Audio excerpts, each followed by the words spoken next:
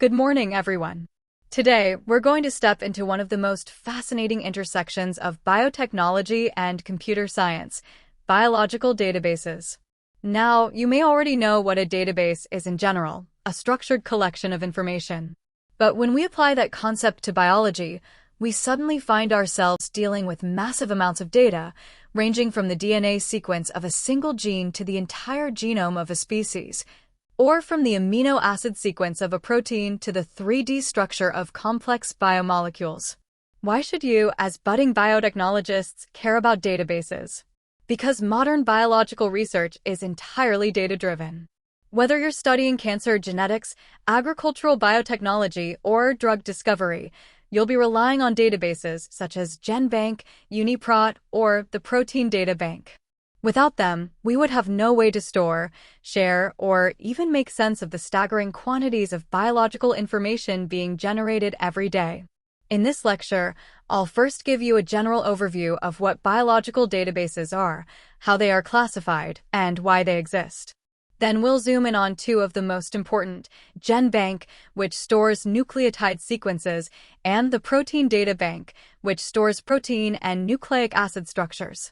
Along the way, I'll also introduce you to some other specialized databases and show you how they are all interconnected. Finally, we'll end with a quick case study where we trace the journey of a discovery through different databases, and we'll wrap up with some thoughts about the challenges and the future of this field. Let's start with the obvious question: why do we need biological databases at all? To answer that, imagine you're a researcher in the 1970s, sequencing DNA one fragment at a time. Back then, you could record your results in a lab notebook. But now, with next-generation sequencing technologies, we can sequence an entire human genome in less than a day. That's 3 billion nucleotides per person. Multiply that by thousands of sequencing projects happening worldwide, and suddenly we're generating petabytes of data. No lab notebook in the world could handle that. Biological databases were created to solve this very problem. They serve as a global storage system, but also as a retrieval and analysis platform. Think of them as a combination of a digital library, a museum, and a laboratory. Another reason they're vital is accessibility. Researchers all over the world need to share their data so that others can validate it, build upon it, and make new discoveries. For example, if someone sequences a new viral genome in India, scientists in the US or Africa should be able to access that data instantly. Databases make this possible. But there's more. Databases don't just store raw sequences, they also organize information in meaningful ways. They include annotations, cross-references to scientific papers, and links to other relevant databases. This transforms raw data into useful biological knowledge. And the applications? They are everywhere. Drug companies rely on structural databases to model how new drugs might bind to proteins. Evolutionary biologists use sequence databases to trace the history of genes. Medical researchers use genetic databases to understand hereditary diseases. In short, without biological databases, the rapid progress we've seen in genomics, proteomics, and modern biotechnology simply wouldn't have been possible. So, what exactly do we mean when we say biological database?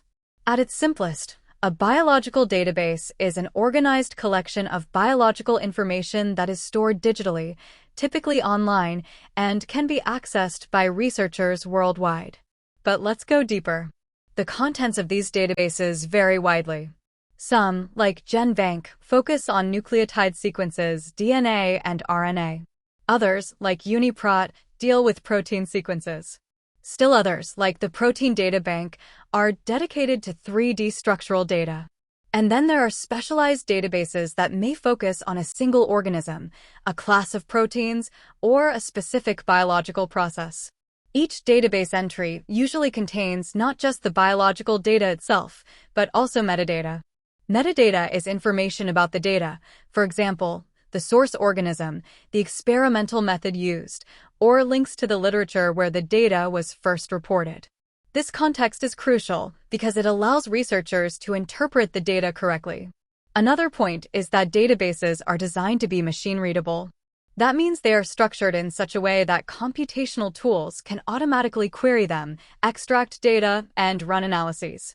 This is what makes large-scale studies possible. Imagine trying to manually compare 10,000 protein sequences. Finally, we need to understand that biological databases aren't isolated. They are interconnected with hyperlinks and cross-references. For example, a DNA sequence in GenBank might link to a protein in UniProt, which in turn might link to a 3D structure in PDB, and all of these might be linked to articles in PubMed. So, a biological database is not just a static storage warehouse. It's a dynamic, interactive ecosystem of biological knowledge designed to make data useful to scientists. One way to classify databases is by content. Nucleotide databases store DNA and RNA sequences. The three most prominent are GenBank in the US, EMBL in Europe, and DDBJ in Japan. They actually synchronize daily, so they all contain the same sequence data. Protein sequence databases include UniProt and SwissProt. These store amino acid sequences of proteins and often include annotations such as function, domains, and post-translational modifications. Structured databases like the Protein Data Bank store three-dimensional structures of proteins, DNA, RNA, and their complexes. These are derived from experimental techniques like X-ray crystallography and cryo-electron microscopy. Another way is by level of processing. Primary databases are raw repositories. GenBank is a good example. It accepts direct submissions from researchers and archives them with minimal processing. Secondary databases are curated and annotated. They add layers of information such as functional motifs, predicted domains, or evolutionary relationships. SwissProt is a classic example here. Specialized databases are narrower in scope. For example, OMIM focuses on human genetic disorders, and Pfam focuses on protein families. This classification is more than academic. It guides your workflow as a researcher. For instance, if you've just sequenced a gene, you'd submit it to a primary database like GenBank. If you want to know what kind of protein that gene codes for and whether it has functional motifs, you'd query a secondary database. And if you're studying a specific metabolic pathway, you might turn to a specialized database like KEGG. So, think of classification as a map. Primary databases are like the raw archives, secondary ones are curated textbooks, and specialized databases are like focused encyclopedias on specific topics. As you progress in biotechnology, you'll find yourself moving back and forth between these categories depending on your research needs. Now let's turn our attention to one of the most important players in biological databases, the NCBI and its GenBank repository. NCBI, the National Center for Biotechnology Information, is part of the U.S. National Institutes of Health. It was established in 1988 with the aim of creating information systems for molecular biology. Over the years, it has grown into a hub that provides not only databases, but also tools like BLAST, PubMed, and genome browsers. At the heart of NCBI lies GenBank, the world's most comprehensive nucleotide sequence database.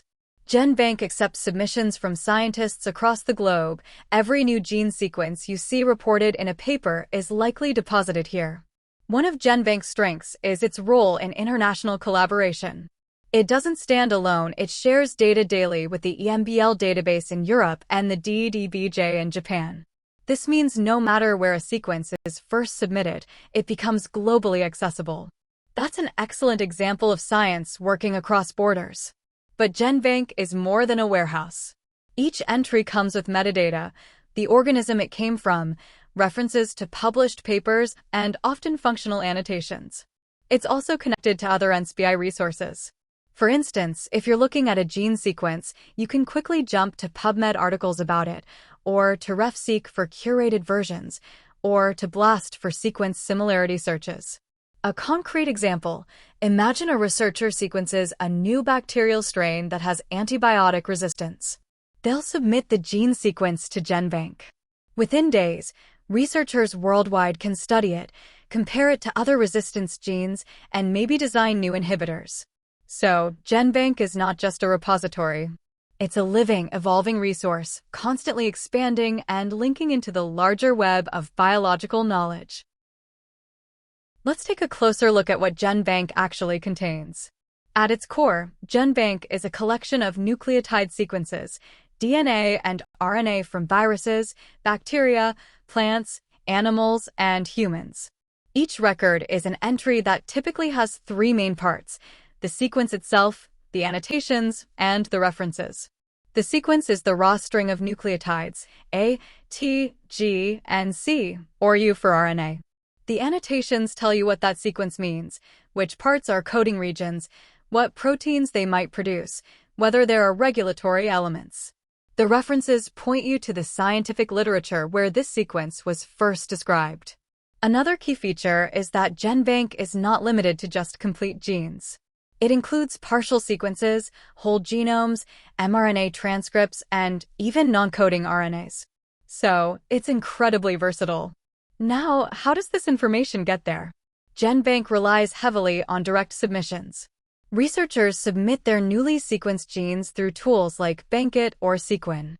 The database staff checks for formatting and basic validity, but the responsibility lies with the scientists. That's why annotations can sometimes be uneven. Some are highly detailed, others are very sparse. Each record is assigned an accession number, a unique identifier. Once published, that number is permanent and becomes a citation point for other researchers. For example, if you look up the human beta-globin gene, you'll see its accession number and can directly retrieve the sequence. For teaching purposes, it's very effective to pull up an example record, say, from the human genome, and show students how the sequence, annotations, organism details, and references are structured. Once you know how to read a GenBank entry, you can navigate any sequence database confidently.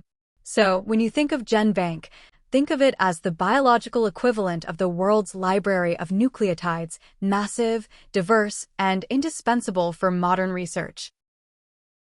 Now that we know what GenBank contains, the next logical step is, how do we actually use it?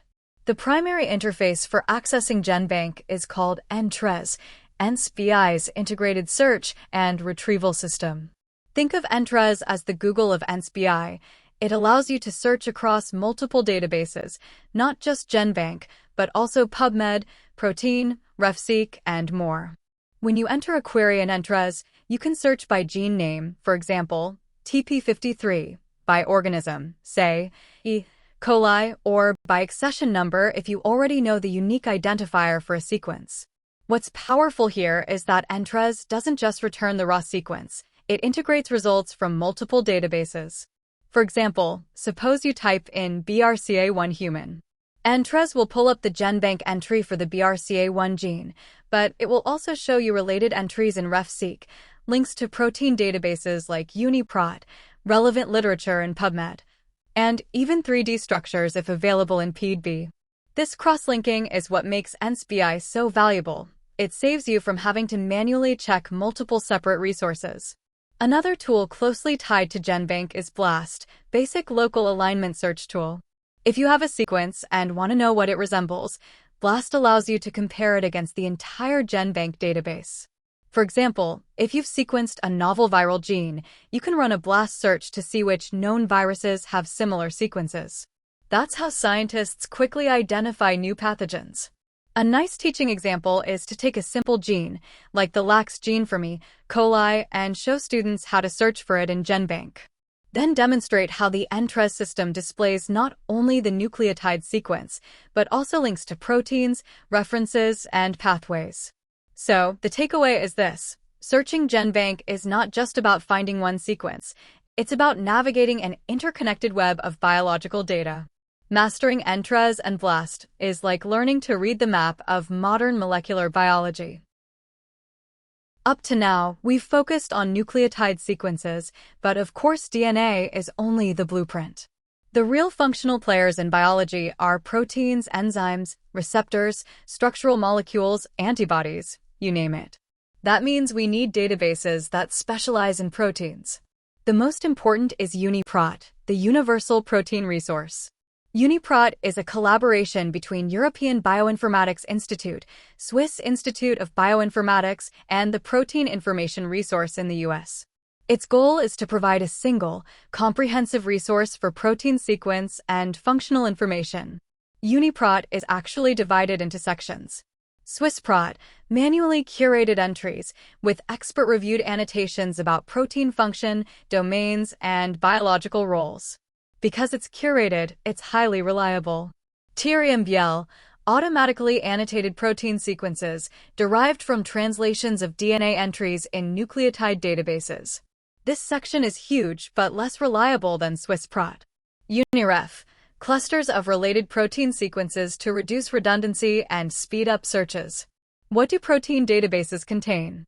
Not just the sequence of amino acids, but also functional descriptions, known post-translational modifications, active sites, subcellular location, and links to 3D structures if available. For example, if you look up hemoglobin in UniProt, you'll not only find its amino acid sequence, but also its function in oxygen transport, the heme-binding site, and cross-references to structural databases like PEGG. These resources are invaluable for researchers. If you're designing a drug, you might first check UniProt to identify functional residues in a protein target. If you're studying evolution, you could compare protein sequences across species to infer relationships. So, just as GenBank is the world's library of nucleotides, UniProt is the world's library of proteins, and it's designed to be both broad in coverage and deep in functional detail. Now we come to one of the crown jewels of biological databases, the Protein Data Bank, or PEGG. Unlike GenBank or UniProt, which focus on sequences, the PEGG is dedicated to storing three-dimensional structures of biomolecules. This is incredibly important because the function of a protein is intimately tied to its structure. Knowing the amino acid sequence is useful, but seeing how those amino acids fold into helices, sheets, and complex 3D shapes opens the door to understanding how proteins actually work. The PEGG was established in 1971 and is now managed by the Worldwide Protein Data Bank Consortium, which includes the RCSB in the US, PDB in Europe, and PDBJ in Japan. It is an open-access resource, meaning anyone can freely download molecular structures. What does the PEGG contain? Mostly proteins, but also DNA, RNA, and complexes with small molecules, drugs, or inhibitors. Each entry is deposited by researchers who solve the structure experimentally, usually through X-ray crystallography, NMR spectroscopy, or cryo-electron microscopy. Each record includes the 3D coordinates of every atom, along with information about the experimental method, resolution, and references. Many entries also come with visualization tools. For example, you can rotate the protein in 3D on the website itself. Applications of the PEGG are wide-ranging. In drug design, researchers use PEGG structures to see how a drug binds to its target and then modify the drug for better fit. In structural biology, the PEGG helps us understand mechanisms of enzymes or receptor signaling. In education, it provides visualizations that bring molecules to life far better than static textbook diagrams. So, the PEGG transforms biology from abstract sequences into tangible shapes, making it an indispensable tool for biotechnology, medicine, and basic science alike. Now that we know what the Protein Data Bank is, let's dive into the details of a typical PEGG entry, because understanding how to read one is just as important as knowing it exists. When you open a PEGG record, the first thing you'll notice is the PEGG ID, a unique 4-character code, like 1A3N for hemoglobin. This identifier allows anyone in the world to instantly pull up the exact same structure, which ensures consistency and reproducibility in research. The record itself has multiple layers of information. First, there's the basic description, the name of the protein or nucleic acid, its source organism, and sometimes the function. Next, you'll find details of the experimental method used to solve the structure. Was it X-ray crystallography, NMR spectroscopy, or, more recently, cryo-electron microscopy? Each method has strengths and weaknesses, and the entry usually gives a resolution value, the lower the resolution. In angstroms, the clearer and more reliable the structure. The heart of the entry is the atomic coordinate data. This is essentially a list of X, Y, Z coordinates for every atom in the molecule. For computational scientists, this file can be downloaded and used in molecular modeling, docking simulations, or structural comparisons. But for most biologists, the more useful feature is the visualization.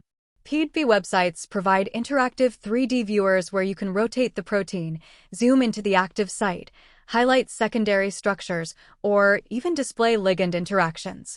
Let's take hemoglobin as an example. If you load its PEGG entry, you can clearly see the 4 subunits, the heme groups nestled within, and how oxygen molecules fit into those hemes. This visual representation makes the molecular function immediately intuitive in a way that sequence data alone cannot. Each entry also links to related resources. You might find cross-references to UniProt for the protein sequence, PubMed for associated papers, or even to GenBank if the nucleotide sequence is relevant. This interconnectedness is key. No database operates in isolation. Finally, PEGG entries also include biological annotations, possible quaternary structures, known ligands, enzymatic classifications, and sometimes even functional notes. So, when you explore a PEGG entry, you're not just looking at a pretty 3D model, you're accessing a rich data ecosystem that connects experimental structure to sequence, function, and application. While GenBank and PEGG are the big stars in the world of biological databases, there are many others that you'll encounter as biotechnology students and researchers. Each one has its own niche and plays a critical role in modern science. Let's start with Ensemble. This is a genome browser developed by the European Bioinformatics Institute and the Wellcome Trust Sanger Institute. Ensemble provides annotated genomes for a wide range of organisms, from humans and mice to plants and model organisms like zebrafish. What makes Ensemble powerful is its visualization. You can zoom into a chromosome, view individual genes, see alternative transcripts, and even explore regulatory regions. It's an indispensable tool for genomics research. Then there's KEGG, the Kyoto Encyclopedia of Genes and Genomes. KEGG is all about pathways and systems biology. Instead of looking at single genes or proteins, KEGG maps them into metabolic and signaling pathways. For example, if you want to study glycolysis, KEGG provides a visual pathway diagram showing all the enzymes involved, their gene identifiers, and links to other databases. This is crucial for understanding how genes and proteins work together in networks rather than isolation. Pfam is another highly useful resource. It focuses on protein families and conserved domains. If you have a new protein sequence, you can query Pfam to see if it contains known motifs, such as a kinase domain or a DNA-binding helix-turn helix.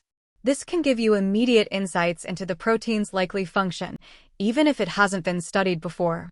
Lastly, OMIM, Online Mendelian Inheritance in Man.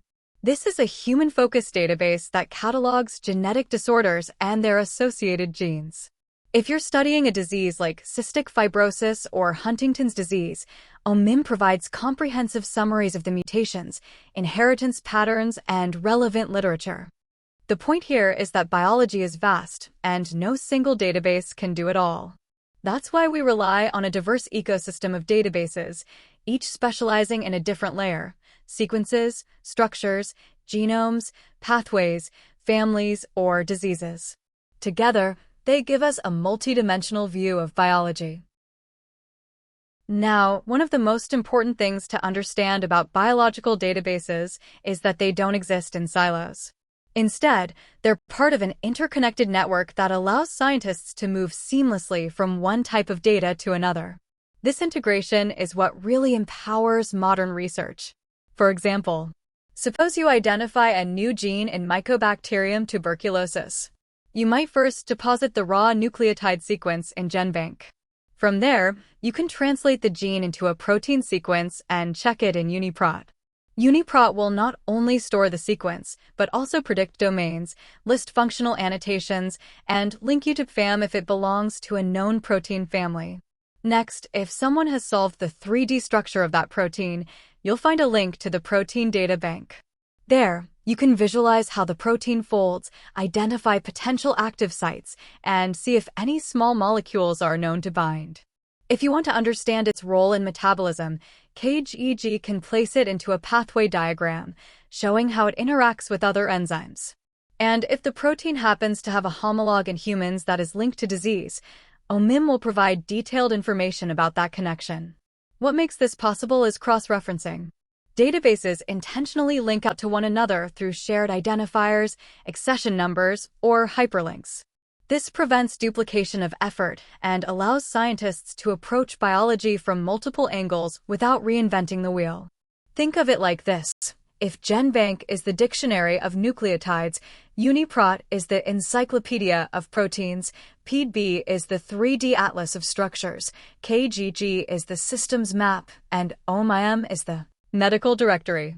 By navigating between them, you're effectively constructing a multi-layered biological knowledge graph. So, the integration of databases transforms them from individual reference books into a vast interconnected library where each piece of data leads naturally to the next. To really appreciate how databases are used in practice, let's walk through a simplified case study.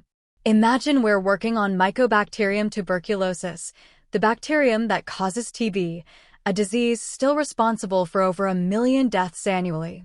One of the greatest challenges in TB research is identifying new drug targets, proteins unique to the bacterium that we can inhibit without harming the host. Where do we start? First, we'd look into GenBank. The TB genome has been sequenced and deposited there, so we can search for all the genes of M, tuberculosis. Suppose we identify a gene of unknown function that looks promising because it's present in the bacterium but absent in humans.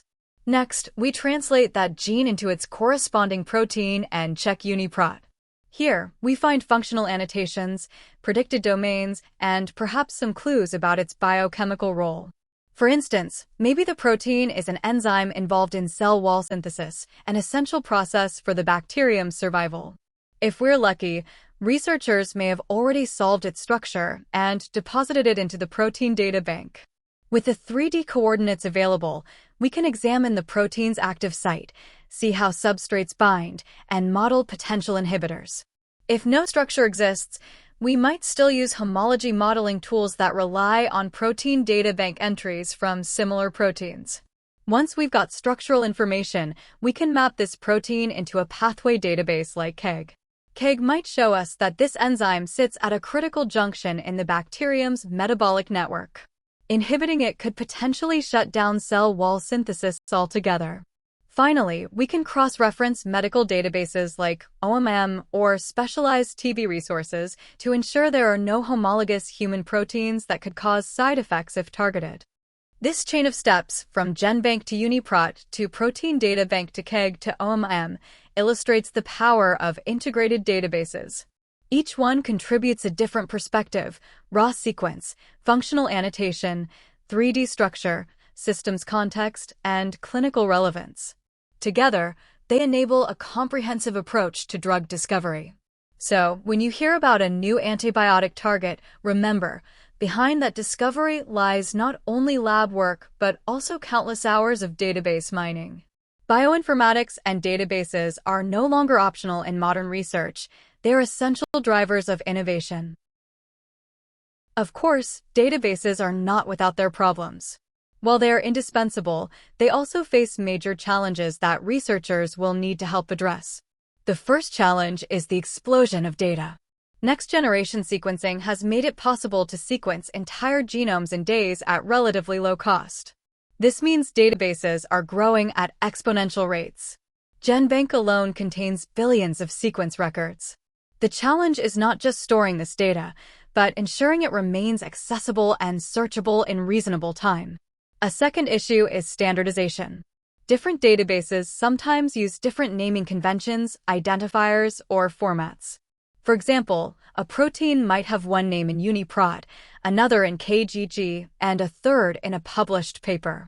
This creates confusion and complicates data integration. Efforts are being made to create universal identifiers, but the problem is far from solved. Then there's the issue of data quality. Primary databases like GenBank accept direct submissions from scientists. While this democratizes data sharing, it also means that entries can vary in accuracy. Some sequences are well annotated with experimental validation, while others have minimal or even incorrect information. Curation in secondary databases helps, but it can't keep up with the flood of new data. Another problem is redundancy. Many databases contain overlapping information. For instance, the same gene might appear in GenBank, RefSeq, and EMVL. While cross-linking helps, duplication can waste storage space and confuse users. Finally, there's the challenge of sustainability. Databases require continuous funding, infrastructure, and expert staff to maintain. Yet many rely on short-term grants. If funding lapses, valuable data resources risk becoming outdated or even disappearing. In short, biological databases face technological, organizational, and financial hurdles. But at the same time, these challenges represent opportunities. Despite the challenges, the future of biological databases is exciting. In fact, we're on the cusp of a new era in how biological data is stored, shared, and analyzed. One major trend is the integration of artificial intelligence and machine learning. With billions of sequences and millions of protein structures, it's impossible for humans alone to annotate and interpret everything. AI can help by predicting protein function, modeling structures, and identifying patterns across vast datasets. For example, DeepMind's AlphaFold project has already revolutionized structural biology by predicting protein 3D structures with remarkable accuracy. Such predictive models are now being incorporated into databases, complementing experimental data. Another trend is cloud-based storage and analysis. Instead of downloading gigabytes of data to a personal computer, researchers can now work directly in cloud environments, accessing the most up-to-date databases in real time. This democratizes access, especially for scientists in regions with limited local computing infrastructure. We're also moving toward personalized medicine databases. With the rise of whole genome sequencing in healthcare, databases are being built that link genetic variants to patient outcomes, drug responses, and disease risks. This means that in the near future, doctors might consult a patient's genomic database entry to decide which drug and dosage will be most effective. Another exciting development is the push toward open science and data sharing. The COVID-19 pandemic highlighted the importance of rapid, open-access databases. Viral genomes were shared on GenBank within days of discovery, enabling vaccine design in record time. This model is likely to continue, accelerating progress in global health. Finally, there's the idea of interoperability, making sure that databases across the world can seamlessly talk to each other. This is crucial for large-scale projects like the Human Cell Atlas or global biodiversity mapping. So, the future of databases is about smarter tools, wider accessibility, personalized applications, and global collaboration. As future biotechnologists, you'll not only use these resources, but also help shape their evolution. As we reach the end of this lecture, let's take a moment to recap the key points. Understanding biological databases is fundamental for anyone pursuing biotechnology or molecular biology because these resources underpin virtually all modern research. First, we discussed what a biological database is, a curated repository of biological information ranging from DNA sequences to protein structures and metabolic pathways. These databases allow researchers to store, share, and access data efficiently, forming the backbone of bioinformatics. We then focused on two major examples. GenBank, hosted by NCBI, stores nucleotide sequences for a wide variety of organisms. It allows us to access raw sequences, perform sequence alignments, and explore gene functions. Meanwhile, the Protein Data Bank, PDB, focuses on 3D structures of proteins and nucleic acids, providing insights into molecular function, active sites, and interactions. We also explored how to read a PDB entry, including its structural coordinates, experimental methods, and functional annotations. Next, we highlighted other specialized databases. UniProt provides rich protein information. KEGG visualizes metabolic and signaling pathways. Pfam focuses on conserved protein families and domains, and OMIM catalogs human genetic disorders. Each database has a unique niche, yet all are interconnected, forming a robust ecosystem for biological research. We discuss the integration of databases, showing that no single resource stands alone. A single gene or protein can be traced through multiple databases to gather sequence information, functional annotation, structural details, pathway context, and disease associations. This integration is crucial for applications like drug discovery, metabolic engineering, and disease research.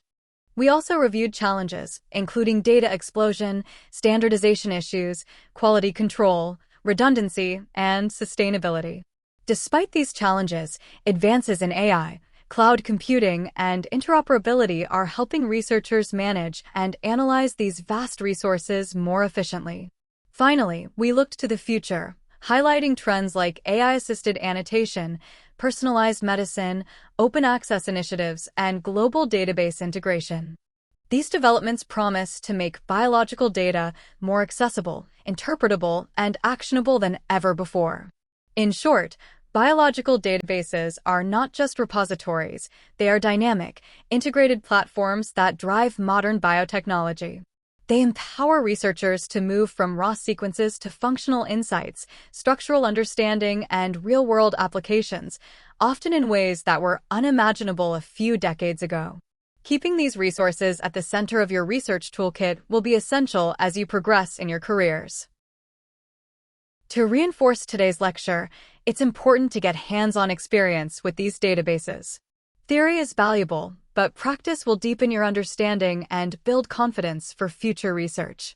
Here's a structured exercise that you can try on your own or in a lab session. Start with GenBank. Choose a gene of interest, for example, the hemoglobin beta chain in humans. Navigate to NCBI's GenBank, search for the gene, and examine the record. Take note of the accession number, organism, gene annotations, and any references to protein products. Download the FASTA sequence to familiarize yourself with sequence files. Next, move to UniProt. Use the protein ID from GenBank to locate the corresponding UniProt entry. Explore functional annotations, domain predictions, post-translational modifications, and links to other resources. This exercise illustrates how sequences and functional data are interconnected. Now, visit the Protein Data Bank. Search for the 3D structure of your chosen protein and use the interactive viewer to rotate the structure, identify secondary structures, and locate functional domains or ligands. Pay attention to experimental details like resolution and method. You can also explore PDB-derived features such as quaternary structure or active site residues. Finally, explore KEGG or Pfam. Map the protein to its metabolic pathway in KEGG to see its biological context. Then, check Pfam to identify conserved domains and motifs. Consider how this information might inform a research project, such as drug design or protein engineering. This exercise achieves multiple objectives. It builds practical familiarity with databases, reinforces the concept of data integration, and helps you appreciate the richness of biological information. By navigating these databases, you gain skills that are directly transferable to research projects, internships, and future careers in biotechnology. Thank you.